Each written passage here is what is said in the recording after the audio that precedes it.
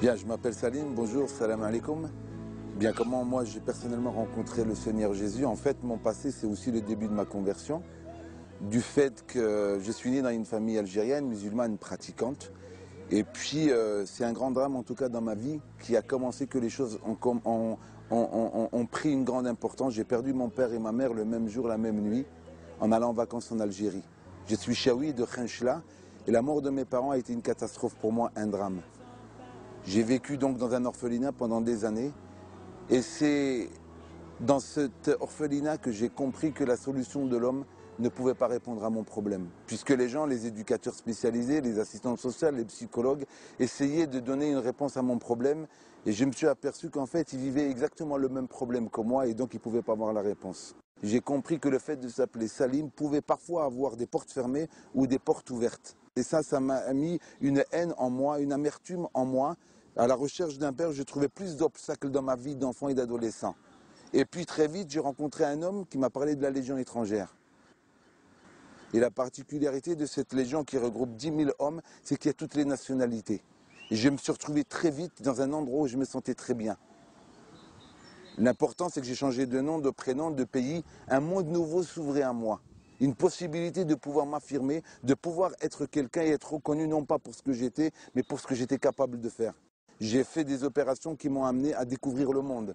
Djibouti, la Libye, le Tchad, le Liban en particulier, lors du massacre de Sabra et Shatila.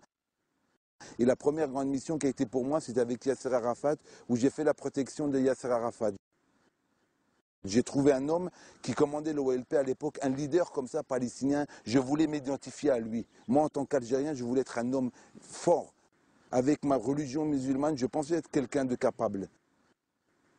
Et puis très vite, les choses faisant, je suis parti à la guerre du Golfe. Et mon premier contact avec l'évangile, c'est lorsque je faisais la protection du général Janvier. Il y avait un homme, un Espagnol, il était chrétien de nom. Et aussi par son témoignage, jamais il m'a parlé de Jésus. Mais son comportement m'a beaucoup bousculé.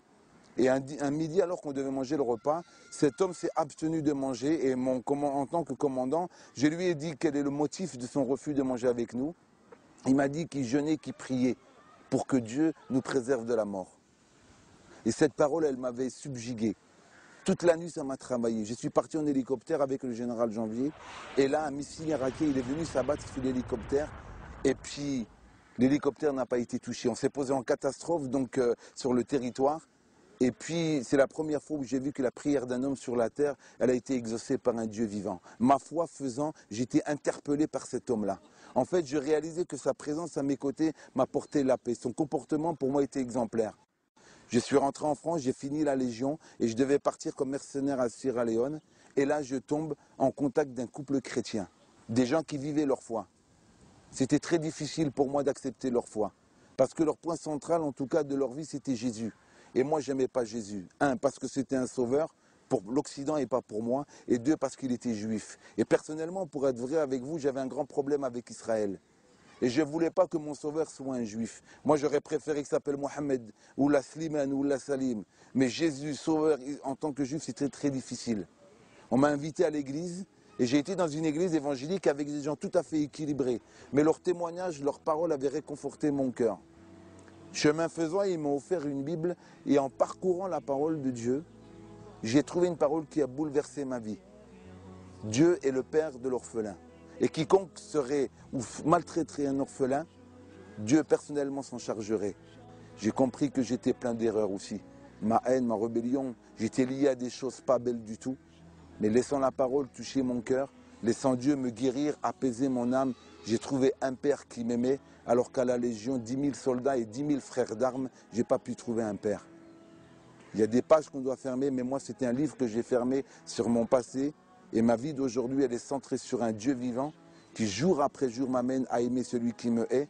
Parce que j'ai compris qu'après 18 ans de guerre, la seule arme qui peut toucher un homme, c'est l'arme de l'amour. Étant orphelin de père et de mère, en fait, le vrai orphelin, c'est pas tant Salim. Le vrai orphelin, c'est celui qui n'a pas contact avec son père. Ce Dieu qu'on peut appeler Père, nulle part, dans aucun autre livre, on peut appeler Dieu Père. Qui s'appelle Salim ou qui s'appelle Christian. Mon désir à moi, c'est de lui dire que tu es orphelin, tant que tu ne reconnais pas que Dieu est ton Père. Voilà en tout cas ce que j'ai à cœur. Père de grâce et d'amour, je bénis ton nom. pour l'endroit où je suis dans ce pays de la France, mais aussi pour tous ceux qui sont orphelins dans ce monde. Seigneur, tu m'as donné et tu m'as fait grâce de pouvoir te rencontrer en tant que Père. Nul autre n'est semblable à toi. Je te bénis, Père, de ce que tu vas faire à travers tous ceux qui confessent que Jésus-Christ est Sauveur. Dans le nom de Jésus. Amen.